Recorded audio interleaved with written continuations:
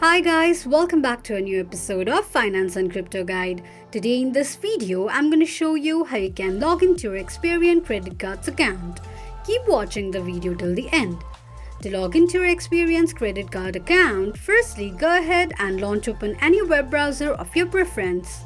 On the search box at the top, type in account.experian.co.uk and make a search. You will end up on the login page of your Experian's credit card's account. Enter your username and password associated with the Experian credit card's account and tap on login. Click on an eye icon to check if you have entered your password correctly or not.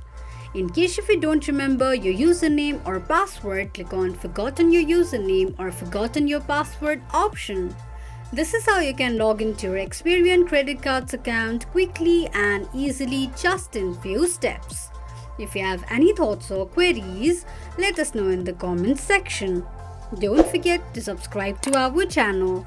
Also press the notification bell icon so that YouTube will notify you whenever we post a new video. I hope this video was helpful to you. Thank you so much for watching.